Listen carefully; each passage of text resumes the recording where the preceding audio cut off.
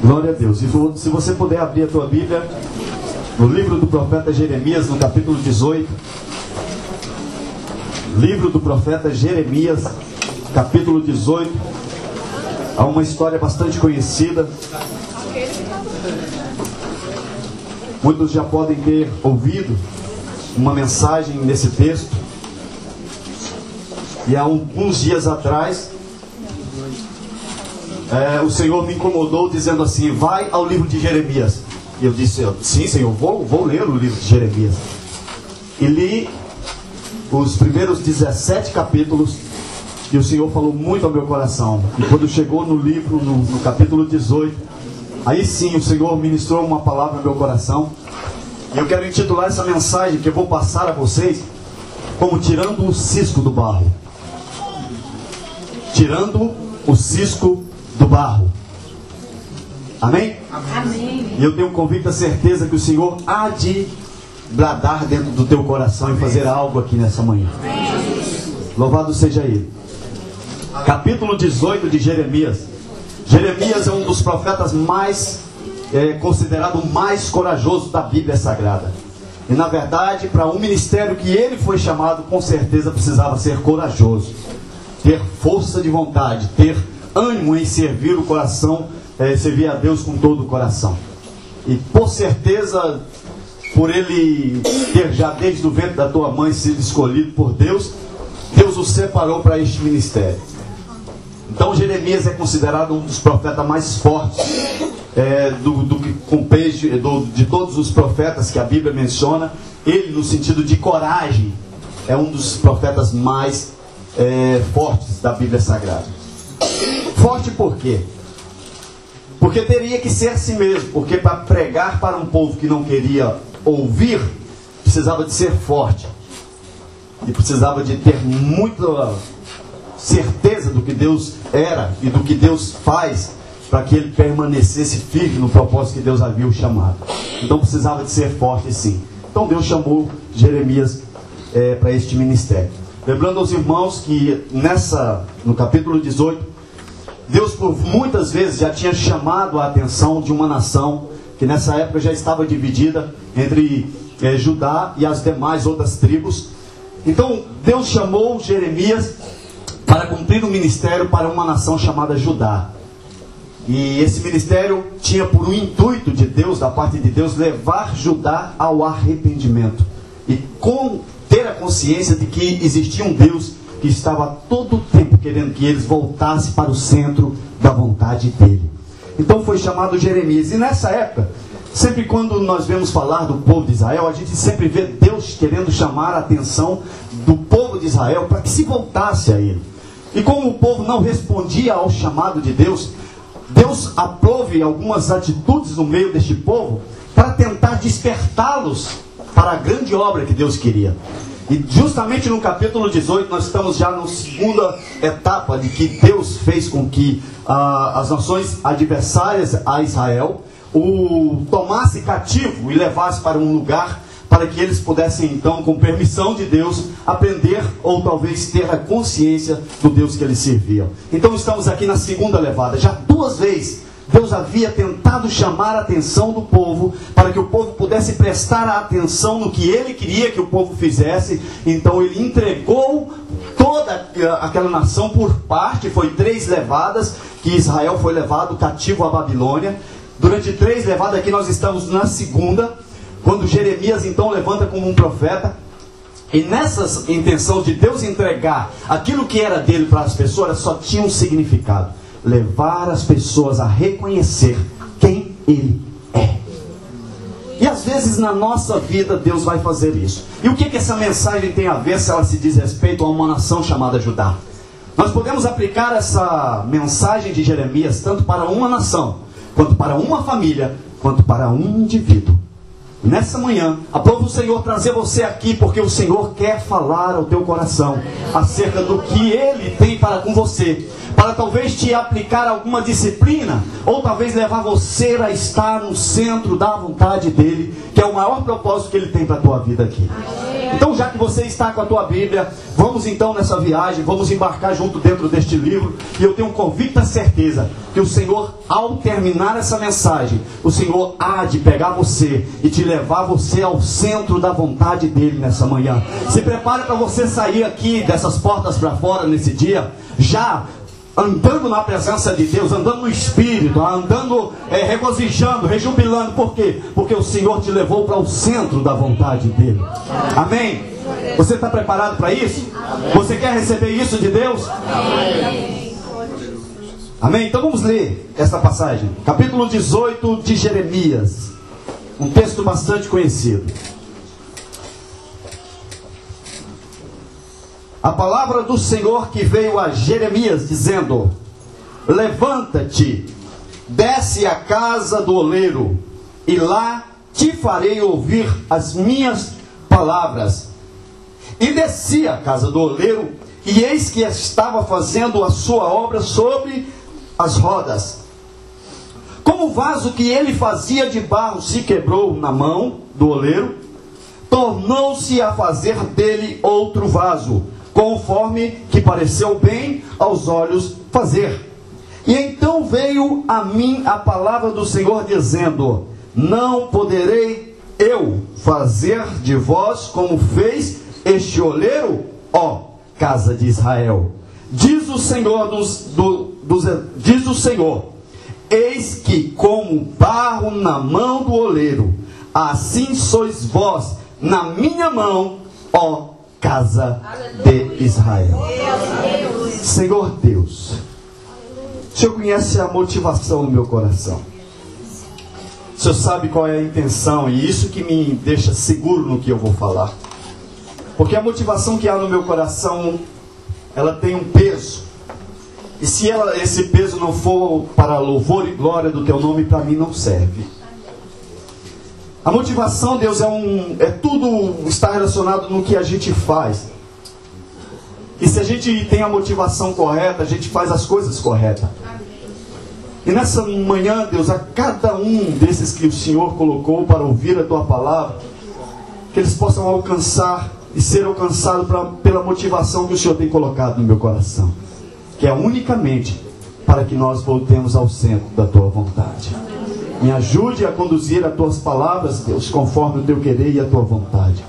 Que não fale eu, mas que o teu Espírito fale através de mim. E que ao falar, Deus, a igreja possa sentir a presença do teu Espírito neste lugar.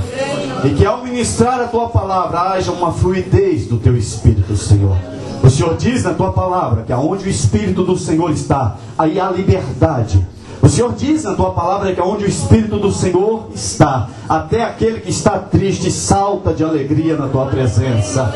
Deus, no nome de Jesus Cristo, eu entrego esse tempo nas tuas mãos e peço que o Senhor, como Deus fiel, que nunca me deixou abandonado, me use uma vez mais, Senhor, para a glória e honra do teu santo nome, para mostrar que o Senhor é Deus e para mostrar que o Senhor é grande sobre as nossas vidas.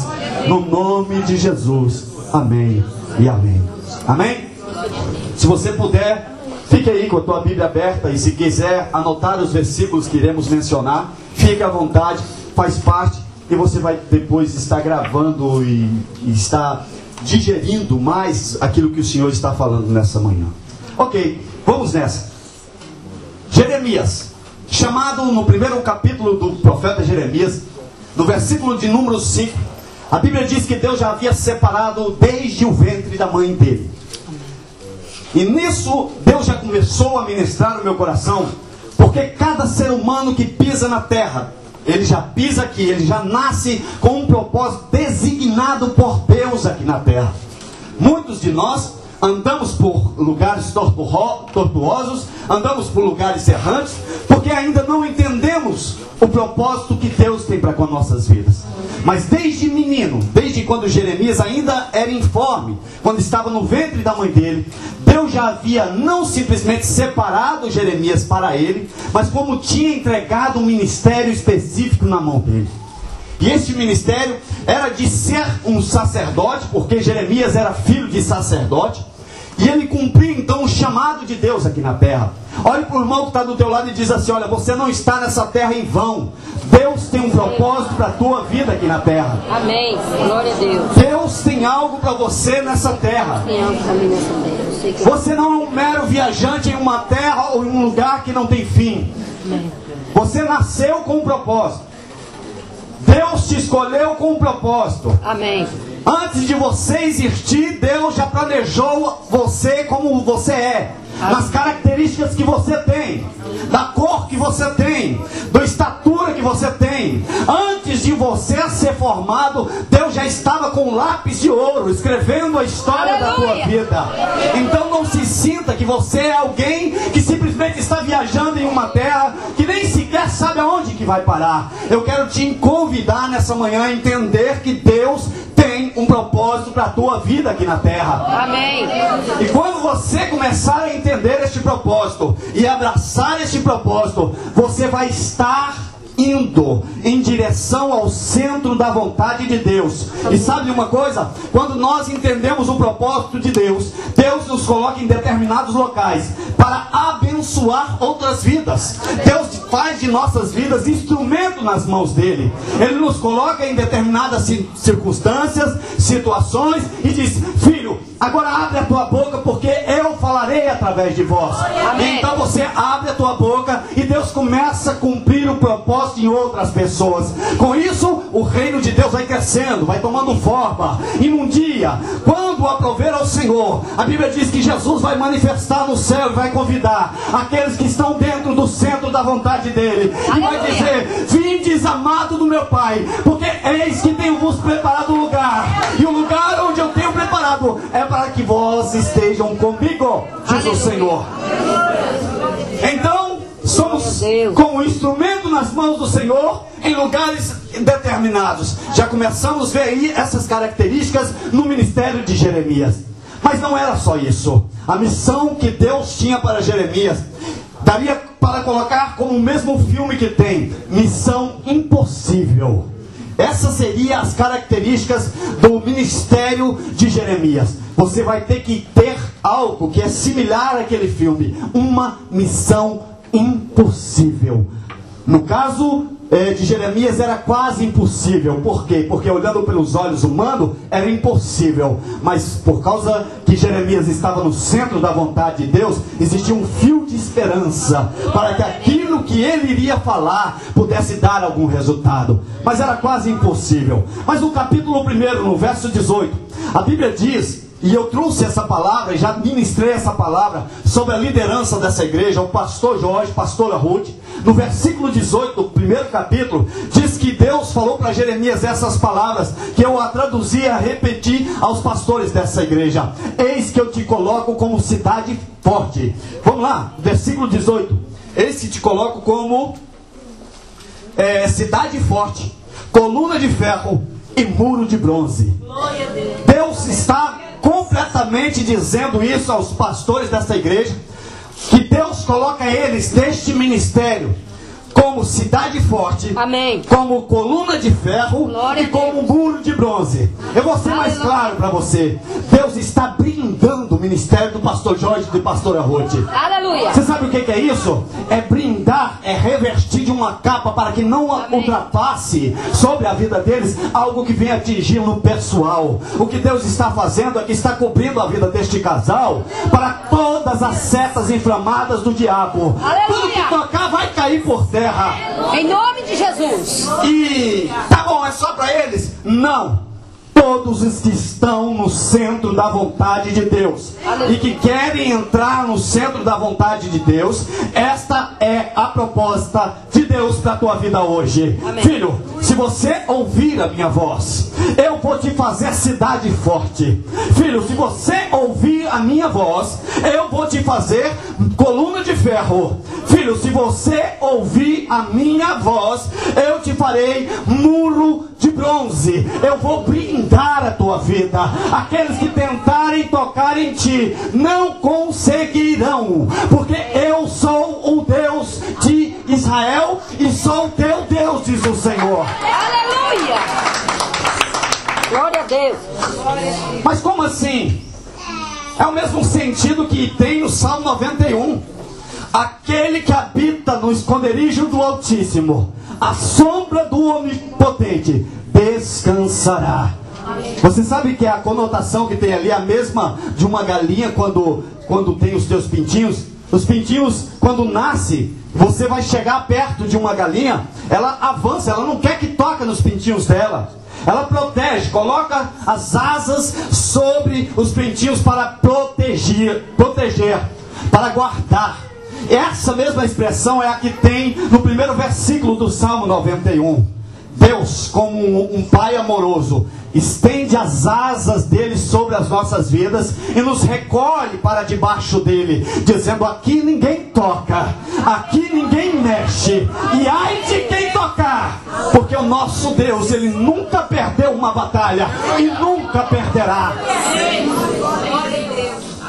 Mas é só para os que estão no esconderijo do Altíssimo, à sombra do Onipotente. E segundo o texto discorre do Salmo 91, lá por volta do versículo 7, diz que 1000 cairão ao teu lado, 10.000 à tua direita, mas você, como escolhido de Deus, guardado e protegido, nada te acontecerá. Amém. Você vai olhar com os teus olhos e contemplar a derrota dos teus adversários. Aleluia. Glória a Deus. Mas qual era a missão de Jeremias? Depois que Deus brindou o ministério de Jeremias, Jeremias então, por muitas vezes, como no começo ele diz, e todas as pessoas têm uma certa desculpa quando Deus a chama para o ministério, dizendo: olha, eu não sou capacitado, eu não tenho muita experiência, a tarefa que o Senhor está me impondo é muito maior do que a qual eu consigo fazer. Para Deus não há desculpa. Então Jeremias veio com uma desculpa dizendo: Senhor, eu só sou uma criança. Como é que eu vou falar para uma nação dessa? Como eu vou corrigir ou levar uma mensagem de correção a um povo que não quer ouvir? Deus virou para Jeremias e disse: não fale que tu és uma criança, porque tudo que eu colocar na tua boca, você vai falar. Amém. E tudo que eu falar para você falar, você vai falar. Não tenha medo, Jeremias. Você está guardado debaixo das minhas asas. Então Deus aprove separar então Jeremias para este ministério, ainda que ele achava que era uma criança. Mas como ele falou que era uma criança, Deus por muitas vezes, irmãos, trata conosco segundo a gente apresenta-se diante dele. Então ele diz: Jeremias, no teu caso, já que você se sente uma criança, eu vou trazer a mensagem, vou começar a especificar essa mensagem, para ela ficar bem clara para você transmiti-la na perfeição a qual eu te disser.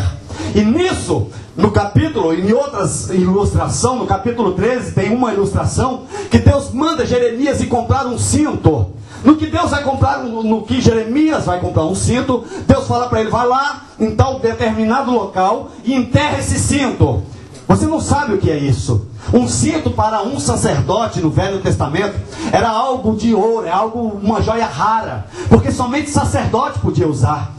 Então Deus usou este cinto, usou outras mensagens para transmitir a toda a terra de Judá o que ele queria falar. E ele simplificava a mensagem. Então quando nós chegamos no capítulo 18 de Jeremias, o que nós entendemos é que Deus está querendo esmiuçar a mensagem para que Jeremias seja bem claro para ele o que ele tem que falar. Como assim? Nós já começamos a entender quando Deus diz assim: olha, vai, desce à casa do oleiro e lá falarei com você. Para que Deus precisa de levar um homem na casa de um oleiro? Se a Bíblia diz no Salmo 139 que antes que a palavra saia da nossa boca, o Senhor já sabe todas as coisas. No Salmo 139 reflete 3 atributos que só Deus tem: onipresença, onipotência e onisciência. Então não precisa de um homem descer e ir até um lugar para que Deus pudesse trazer uma mensagem para eles. E nisso nós vemos em outros profetas da Bíblia Sagrada que Deus não fazem isso, que Deus não usava de formas como esta que usou para Jeremias. Qual é a necessidade então? Jeremias, eu preciso de fazer você não simplesmente ouvir as minhas palavras, mas eu preciso de fazer com que você veja com os teus olhos nus e contempla o que é que eu quero que você fale para esta nação. Para isso, então Deus disse: desce, vai à casa do oleiro, e lá te farei ouvir as minhas palavras. Amém. Então Jeremias, como um bom obediente. Agora vamos parar aqui para falar algo. Quando você compra qualquer aparelho doméstico, quando você compra qualquer utensílio, que você compra numa loja, geralmente a loja te faz ser participante do manual de instrução deste aparelho, e ela vem com uma garantia, ela vem com toda uma instrução como você usar bem um aparelho. Não é assim? Deus estava fazendo com Jeremias do mesmo jeito. Como assim? Deus queria mostrar para Jeremias o manual de instrução do ser humano. E para isso Deus falou assim: olha, quando você pega o seu celular, de qualquer marca que seja, e você for reclamar por um problema dele, eles vão mandar você ir lá na autorizada. Vai lá. Por quê? Porque lá eles são autorizados a mexer com isso. E quando Deus estava falando com os seres humanos, Deus falou assim: eu preciso que você vá num lugar onde foi a essência de todos os seres humanos, aonde se fabrica e se mexe com as coisas que eu usei lá no começo, lá em Gênesis capítulo 1.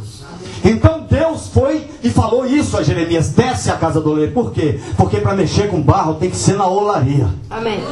Para mexer com nós, como seres humanos que somos barro e pó, Deus precisa nos levar à olaria. Aleluia. E fique tranquilo, na olaria é um processo doloroso, mas ao final de todas as coisas saímos da olaria queimados como os instrumentos particulares na mão do Senhor. Então não te preocupe, Deus hoje te convida a ir à olaria dele. Amém. Deus está nos convidando como barros a contemplar a grandeza dele. Para isso ele nos faz entender, trazendo essa mensagem de Jeremias, que o único lugar dessa face da terra que pode o homem entender o propósito dele é no lugar onde que foi o começo de todas as coisas. Quando o homem começa a achar que ele é alguma coisa, que ele é feito de tantas outras químicas no corpo, mas esquece da principal, que é o barro, o homem tem a tendência a levantar o nariz e achar que é alguma coisa. Mas Deus sempre na Bíblia tem nos mostrado que nós precisamos andar em humildade e conhecer quem somos verdadeiramente. Você sabe quando Deus fez a promessa a Abraão, diz: Abraão, olha para o céu. Primeiro Deus estava dizendo a Abraão: Abraão, olha da onde vai vir o teu socorro. Depois Deus disse assim: Abraão, agora olha para a terra, porque é da terra que você saiu. E sabe de uma coisa? Deus está bradando aqui dentro dessa sala. Tem pessoas aqui que têm achado que é alguma coisa. Você é sim um vaso, e o único valor que você tem é quando você tem o Espírito de Deus dentro de você. Aí nós nos tornamos pessoas valorosas. Somos seres completamente como instrumentos, essência de barro, mas lá dentro do barro tem a essência de Deus, que Deus a colocou. Então, meus irmãos, Deus disse: vai lá. E Jeremias foi, porque foi eu contemplar. Deus foi esmiuçar a mensagem a ele. E quando Deus fez isso, quando Jeremias chega à casa do oleiro, a primeira coisa que Jeremias vê é um oleiro que estava trabalhando num vaso. Quantos já viram aqui algo sobre esse assunto em uma olaria, em um lugar que se trabalha com vaso? Amém. Vocês entendem que para um vaso, para um barro chegar ao centro da roda em que se trabalha para que se torne um instrumento, primeiro precisa de um processo. Não é simplesmente ir lá na terra, pegar um barro, jogar em cima de uma roda e tentar moldá-lo. Isso não vai funcionar. Isso não vai prestar. O que acontece em uma olaria é que se trabalhe primeiro no vaso, no barro. Pega o barro, amassa o barro, tira toda a impureza que há dentro do barro. E quando sim, o vaso, se aos olhos do oleiro estiver pronto para ir à roda, então o oleiro leva ele para uma roda, onde que ele vai com um vaso de água do lado, e ele vai moldando e dando forma àquele barro, aquela argila que ele preparou antes. Mas o processo é dolorido para o barro. Por Porque precisa ser peneirado. Porque precisa ser amassado. Porque precisa ser filtrado para saber se está pronto para ser moldado pelo oleiro. Como está a tua vida? Glória a Deus, aleluia. Irmão, eu estou passando pelo vale da sombra da morte. Esquenta não, fique tranquilo. É a mão de Deus amassando o barro. Amém. Deus está amassando o barro. Irmãos, eu estou passando por uma prova que só Deus sabe e compreende o que eu estou vivendo. Mas não te preocupa não, Deus te trouxe aqui para você ouvir isso nessa manhã. Aleluia. Irmãos, eu estou passando por vales, por problemas, mesmo estando num país de primeiro mundo, mesmo estando rodeado de pessoas, eu me sinto o ser humano mais sozinho da face da terra. Parece que ninguém me entende, parece que ninguém me ouve, mas eu tenho uma palavra de Deus para a tua vida hoje. Deus está contigo. Deus está contigo, Ele só está amassando, Ele só está peneirando. Fica tranquila, mais cedo ou mais tarde Deus vai te colocar no centro. E sabe uma coisa? Chegou no centro, e aí? Acabou? Não. Quando o vaso é moldado, quando o barro é amassado, quando o barro está pronto, quando o barro aí chega no centro da roda, ainda existe sim um processo doloroso. Isso é o que diz respeito à casa de Deus.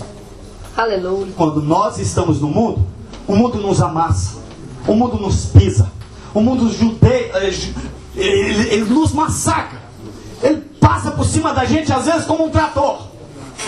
É assim que o mundo faz. É o processo do barro. Mas aí o barro vai para o centro. A roda é a igreja. O barro somos nós dentro da igreja.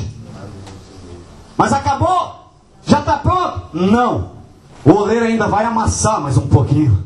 Aleluia. Isso ministerialmente, talvez você está pensando, eu ainda não tenho um ministério, eu ainda estou sem forma, eu ainda não estou fazendo nada, eu ainda estou como um barro sem moldura nem nada, não está acontecendo nada na minha vida. Eu quero profetizar que a partir de hoje vai começar a vir coisas que vai te amassar, te levar a ser um vaso, um instrumento de Deus. Eu quero profetizar na tua vida que as mãos de Deus há de estar sobre você, te amassando, te moldando. Mas se começar a doer, não chore. Amém, Deus. Não grite. Glória a Deus. Aleluia. É Deus moldando o vaso. É Deus apertando um pouquinho mais. Mas tem no meio disso tudo algum privilégio? Tem algum alívio para mim? Pelo amor de Deus, meu irmão, me fale. Tem. Sempre quando um moleiro trabalha, ele coloca uma jarra de água do lado para molhar a mão na água, para apertar o vaso. Ele nunca vai com a mão seca, porque senão ele vai destruir todo o vaso. A água, meu irmão, é a água da vida. É Jesus Cristo que está do nosso lado. Jesus está do nosso lado. E quando as coisas começam a ficar difícil, o oleiro molha a mão na graça de Jesus Cristo e impregna nossas vidas e começa a apertar, apertar. Dói, mas nós não sentimos nada, porque o próprio Senhor Jesus diz, lá no livro do profeta Jeremias, o castigo que nos traz a paz estava sobre Jesus Cristo, e sobre as pisaduras ele foi moído, ele foi transpassado, ele fez vaso primeiro. Então, meu irmão, quando molha a mão na graça e aperta, e vai apertando, você já viu que a gente vai crescendo? O processo do barro é sempre para cima, irmão, nunca para baixo. A vida do crente, irmão, tem que ser daqui para cima, irmão. Esse negócio de daqui para baixo, eu estou aqui bem, amanhã eu estou mal. Não, a vida do crente é daqui para cima, irmão. É glória através de glória. Lá no profeta Abacuque diz, é de fé em fé, é de glória em glória, é de tempo em tempo, é de tribulação em tribulação. Nunca desanimado, nunca desamparado, mas em todo tempo fortalecido por a graça maravilhosa que está dentro da olaria e exclusivamente dentro da roda. Aleluia. Você sabe que o compromisso do oleiro é mais no sentido de moldar com aqueles que estão dentro da roda? Só que Jeremias viu uma coisa aqui. Não é que o oleiro foi despercebido, não. É porque às vezes existem alguns ciscos que penetram na massa do barro sem o oleiro perceber. Isso fala, irmãos, da semeadura de pecado, de conversa, de fofoca, que muitas vezes pessoas infiltram dentro da própria casa de Deus, num lugar que é para ser completamente andar em espírito, estar em santidade. Às vezes existem pessoas que, usadas pelo próprio adversário, começam a infiltrar como cisco dentro da massa, para contaminar a massa que Deus está trabalhando. Acontece isso ou não, irmãos? É. Só que tem uma coisa. Quando o primeiro vaso que Deus estava moldando, a Bíblia diz que Jeremias olhou para o vaso e o vaso quebrou. Por que o vaso quebrou? Querido, em qualquer olaria, qualquer oleiro profissional que já preparou a massa, que já está com a massa no ponto para moldar ela, qualquer um oleiro que pegar e pôr a mão no vaso, no barro, ele vai fazer moldado ali um vaso, e um vaso perfeito, porque ele conhece a estrutura, ele conhece a consistência da massa. Mas por que o primeiro vaso quebrou? Porque havia cisco no barro. E o oleiro não poderia continuar o processo do barro sem antes tirar o cisco que estava sobre a massa. Porque se ele continuasse o processo, quando o vaso fosse levado para o fogo, aquele cisco que estava na massa ia queimar e corria um sério perigo do vaso sair rachado. E Deus não faz vaso rachado. Deus faz vaso perfeito. Amém? Então Deus estava falando para Jeremias: olha lá o que o oleiro está fazendo. Ele viu, olhou e disse que o primeiro vaso quebrou. Eu quero conjecturar isso. Não diz a Bíblia isso, digo eu, olhando pelo ângulo que eu estou olhando, como Jeremias em uma olaria. O oleiro está fabricando o vaso, apertando e dando moldura a ele. De repente, com os teus olhos atentos à obra que está sendo criada, ele observa um cisco no vaso. Então, mesmo com a roda em movimento, o oleiro vai tentar tirar o cisco. Mas depois que começa o movimento, não tem como mais parar. Depois que o processo começa, não tem como mais parar, a não ser amassar tudo e fazer de novo. Então o oleiro foi tentar tirar o cisco. E no que ele foi tentar tirar o cisco, o vaso quebrou. E agora, poderia dizer eu e você: não há mais possibilidade então. Não, calma. É só um cisco que Deus está tirando do vaso. Mas logo a mão de Deus vai vir novamente e vai começar a moldar este vaso. Amém. Após tirar o cisco, dá uma olhada, não conseguiu identificar outro, começa novamente o mesmo processo. Por que existem crentes que estão na igreja há 20 anos e não se exerce nenhum ministério na igreja? Por que existem pessoas que entram para uma igreja, vai para um lugar e não se deixam ser instrumentos de Deus? Porque não permite Deus tirar o cisco. Deus está vendo o cisco. Ele é consciente do que é o cisco. Ele sabe que se você continuar com esse cisco, você não vai dar algo de valor. O vaso vai rachar no processo.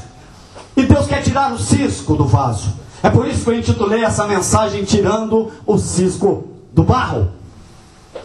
Porque o que Deus tem para a tua vida, meu irmão, cutuca o irmão do lado aí. O que Deus tem para a tua vida é que você seja um instrumento na casa dele.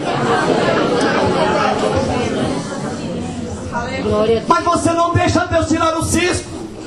A Bíblia diz que quando eu estou em Cristo, nova criatura sou. As coisas que era velha ficam lá no passado, fazem só parte da memória para que eu não cometa novamente as mesmas coisas. Tudo que era velho ficou para trás. A partir de hoje eu vivo uma novidade de vida na presença de Deus. Todos os dias ao acordar, eu ouço a voz de Deus dizendo: filho, levanta-se nessa terra como um vaso, como um meu profeta, como uma atalaia, e abre a tua boca, porque vou encher de azeite. Glória a Deus, aleluia. Está aí a razão de que muitos não conseguem ser instrumentos. Não se deixa ser tirado, moldado pelo próprio Deus, que está operando através de quem? Do pastor? Não. Da palavra bendita do Senhor. A palavra vem, mas nós esquiamos. A palavra está apontando o cisco. A palavra direciona o cisco, mas eu e você esquivamos. Aí não. Nessa área não toca. Aí não, Senhor. Vai mexer com meu irmão lá. Essa palavra não é para mim. A palavra é para o vizinho que está do lado. Olha o ciscão que está nele. Mas como diz o Senhor Jesus, muitos de nós temos a tendência a olhar o cisco que está no outro, mas não conseguimos ver a trave que está nos nossos próprios olhos.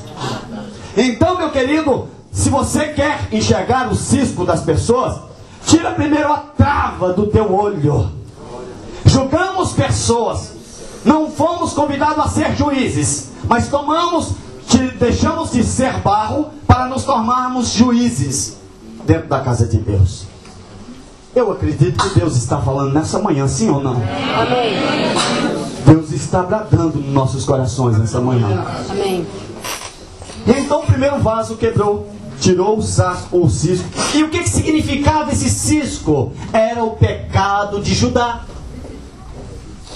E Deus estava falando: Jeremias, porventura não posso eu fazer como vocês, como nação, da mesma forma que o oleiro faz com o vaso? Se vocês permitirem eu tirar o primeiro cisco, vai até quebrar o vaso, mas fica tranquila, a massa ainda está molhada. Eu posso amassar, Jeremias, e fazer de vocês um vaso novo. Glória a Deus. A mensagem que Deus dirigiu a Jeremias era esta: que se Judá arrependesse, a palavra é arrependimento. Eu errei, eu pequei, eu caí. Mas a Bíblia diz que pode até cair um justo, mas ele não ficará prostrado. Amém. Porque o Senhor vai sustentar ele com as tuas destras, com a tua destra. Então, queridos, Judá poderia fazer como aconteceu aqui no livro, mas só que não se arrependeram. Não deixaram Deus tirar o cisco. Por causa disso, então veio Nabucodonosor, cercou novamente a cidade de Judá e levou cativo a terceira remessa de cidadãos, que eram cidadãos do reino de Deus, e levaram cativo para um lugar. Porque se você não aprender com o oleiro que está te amassando, o mundo lá vai te amassar de uma forma muito pior do que o oleiro. Porque o oleiro trata a gente com carinho. O oleiro trata a gente com amor. Ele toca onde que tem que tocar. Agora lá fora não. Lá ele pisoteia. Lá ele amassa. Lá ele judia. Mas o oleiro trata com carinho. Mas como o processo do barro tinha que começar, aquele quebrou o primeiro. Então vamos fazer um vaso novo. Essas duas conotações de vasos dentro da Bíblia tem a dos dois homens principais da Bíblia Sagrada. Primeiro, Adão. Adão pegou, por causa disso, rachou o vaso.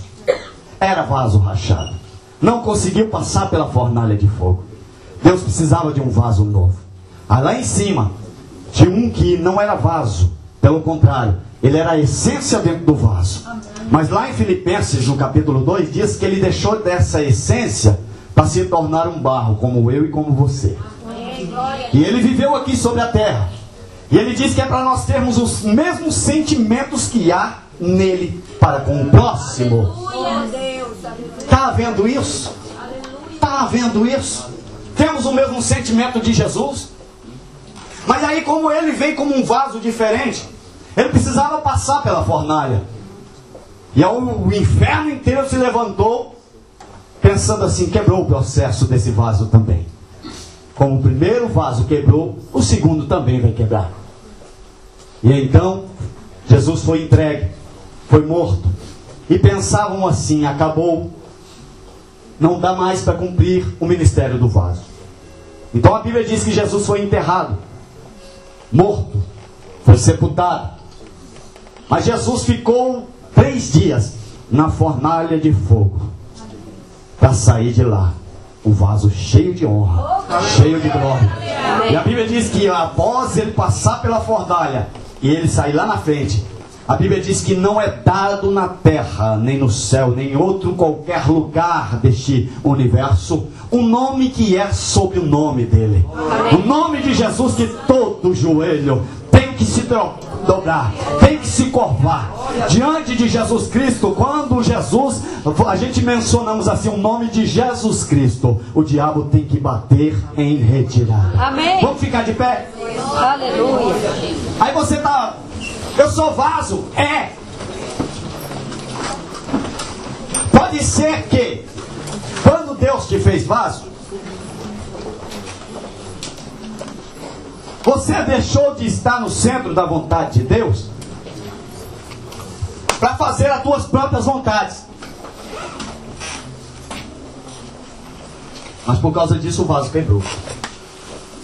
Quando nós tomamos conta da nossa própria vida, queridos, nosso vaso quebra. Nós não conseguimos.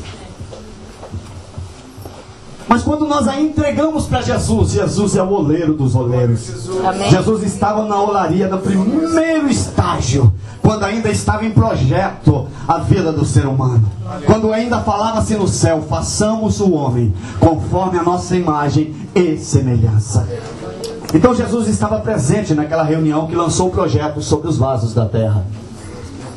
Jesus, quando Deus desceu e começou a amassar o vaso lá no jardim, Jesus estava lá presente. Ele conhece muito bem de barro. Ele sabe onde está o cisco da massa.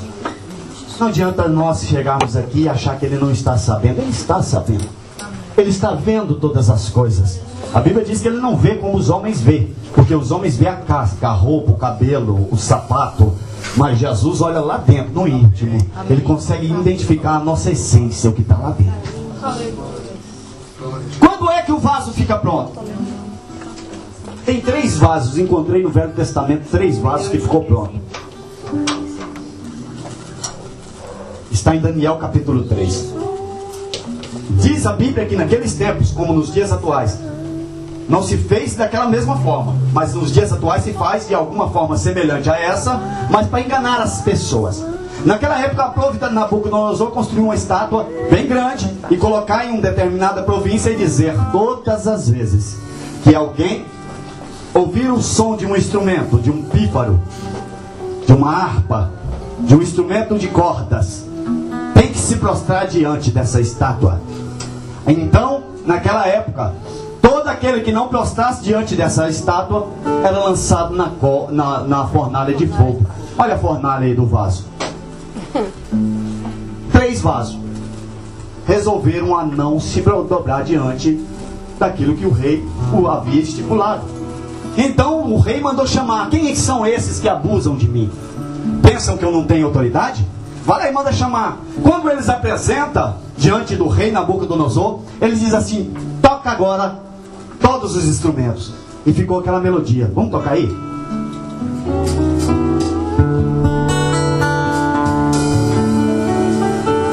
Naquele dia, esse som aqui é para fazer algo de errado, para fazer o ser humano prostrar-se diante de um Deus que não era Deus, para fazer o ser humano prostrar-se diante de coisas que não agradavam a Deus. E então 3 homens resolveram dizendo: eu não sou louco de prostrar. Amém. Eu permaneço de pé. Eu sou de Deus. Eu sou de Deus. Amém. E não me prostro diante dessa imagem. Amém. E tocaram e eles não prostraram. Só que o decreto já havia dado. Então vamos jogar na fornalha. Peguem aí os 3. E a Bíblia diz que o rei Nabucodonosor mandou aquecer a fornalha. Pegou 3 homens, 3 vasos, e jogou dentro da fornalha de fogo ardente. Você sabe o que é isso? Alguns estudiosos dizem que essa fornalha era para consumir a pessoa antes mesmo de chegar lá dentro. Tão quente que era. Mas quando jogou os 3 vasos lá, quem jogou foi o oleiro. Aleluia. O oleiro sabe o jeito que coloca dentro do fogo. O oleiro sabe como colocar dentro do fogo na posição certa. Amém, Jesus. E aí o vaso não cai nem para um lado nem para o outro. Pelo contrário, havia um 4º vaso andando no meio deles. Quem é esse? Esse é o próprio Deus que desceu do céu.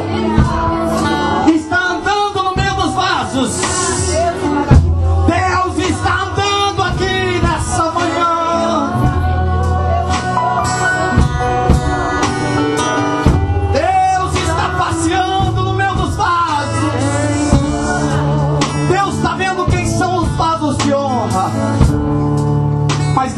está vendo os vasos rachados. Oh, sim, Senhor.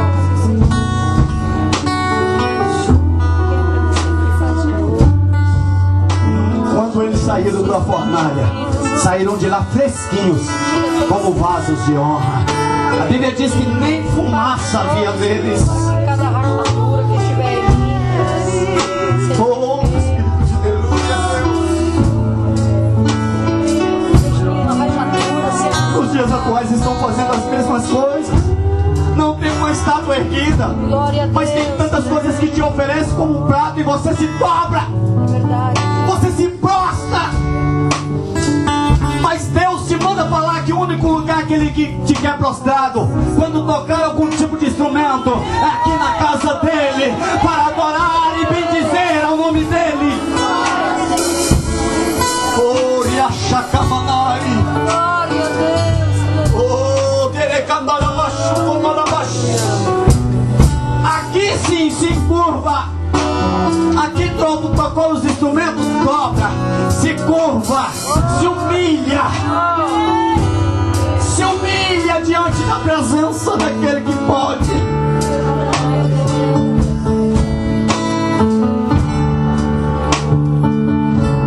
Eu não sei o que tem acontecido com você, mas até aqui você pode ter tomado a decisão na tua vida, e você mesmo pessoalmente pode ter rachado o seu vaso. A grande notícia nessa manhã é que Deus tinha um compromisso. E ontem à noite Deus olhou na agenda dele e Ele viu que ele tinha um compromisso em Amsterdã nessa manhã. E Ele deixou, se é que teria que fazer alguma coisa, tudo para vir aqui nessa manhã, para fazer dentro dessa sala a olaria dele. Deus quer tirar dessa sala hoje vasos novos, homens e mulheres que se entregam por um completo na mão do Senhor. Vão sair dessas portas hoje cheio da unção do Espírito Santo, porque Deus vai moldar vasos aqui. Fecha os teus olhos, vamos cantar uma canção, vamos deixar o oleiro trabalhar. Quantos querem deixar o oleiro trabalhar? Às vezes quando o oleiro te apertar vai sair alguma lágrima. Faz parte de sair lágrima, chorar. Faz parte. Quando o oleiro aperta talvez saia alguma lágrima. Pode chorar mesmo, querido. Pode chorar mesmo, querido. Deixa o Espírito Santo trabalhar.